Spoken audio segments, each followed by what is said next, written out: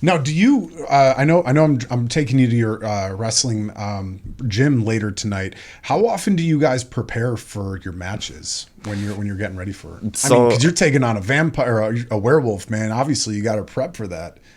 Yeah, so wrestling, they do their practices like Mondays and Wednesdays, and sometimes weekends. I think there's also practice out in Indiana. I go to ARW. They run, I think, like Tuesdays and Thursdays or some shit like that. But yeah, to prepare for a werewolf. I mean, I didn't really have a way to prepare for a werewolf. Say your prayers. Yeah, I mean, get a really extra gimmicked guitar and wooden stake. I mean, I guess you could say that I discovered a new way to defeat a werewolf. I'd say so. Some concrete. Power of grunge music. Elbow drop a werewolf on some concrete. That's it for him. Let's go.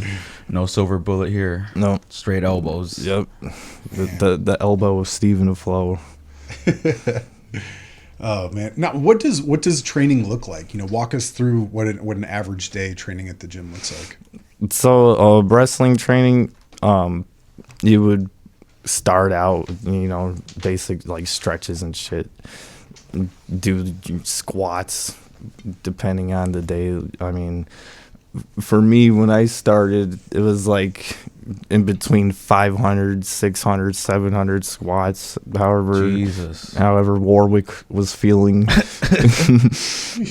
I mean, I don't take anything back from wrestling training growing up. I mean, I started in a boxing ring for my first 10 months, so falling on that was... Ugh, I don't want to do that again. Is there a difference between a boxing ring and a wrestling ring? Oh yeah, a big difference, very big. Like you notice how in a wrestling ring, people fall on it. There's like a little bit of a bounce to it.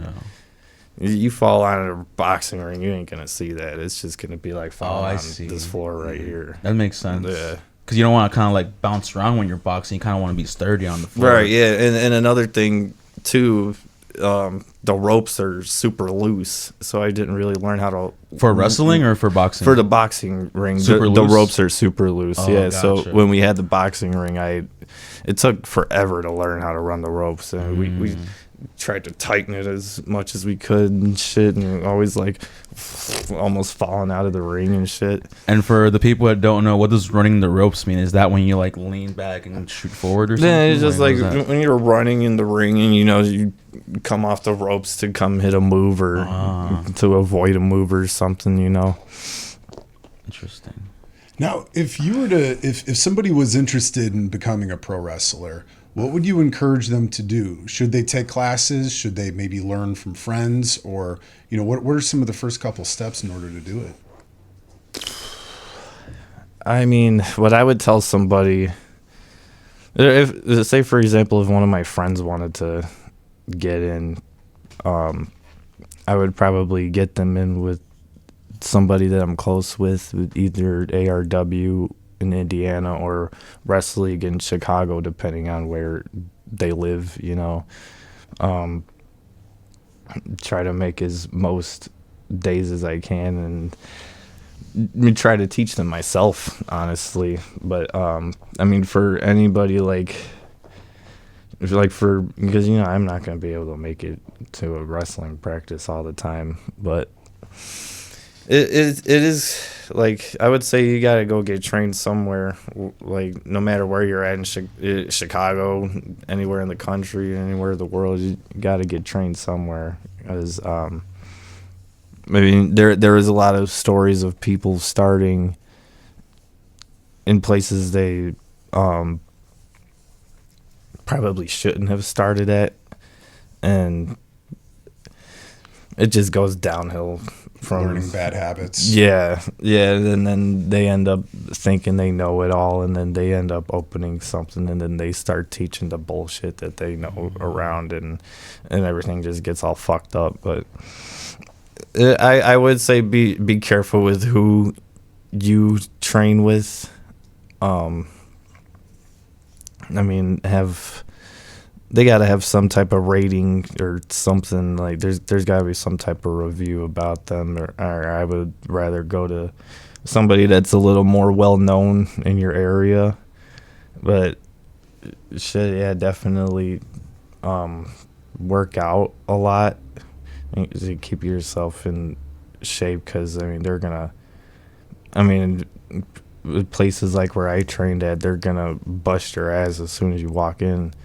Like, you know, walk in, say hello to everybody, get changed, do freaking your squats, push-ups, whatever you're gonna do. And then usually there's a couple drills that they run before the actual wrestling goes on. It's like if we started wrestling practice at like 6 o'clock, right? We'd probably still be doing some type of warm up. Still, like, you'd probably be staring at the ring until 7 o'clock before even getting in the ring to wrestle at all. That's sacred ground, man. You got to earn it to get Oh, yeah. right? Yeah. Yeah, definitely. I would say if you want to get in the wrestling business and you want to take it seriously, I would recommend definitely training with somebody that has some good knowledge. Because it's definitely got to maybe go two ways. You know, you obviously want whoever your opponent is to also be trained professionally too. Oh yeah, absolutely. Because that's the number one thing in wrestling is safety.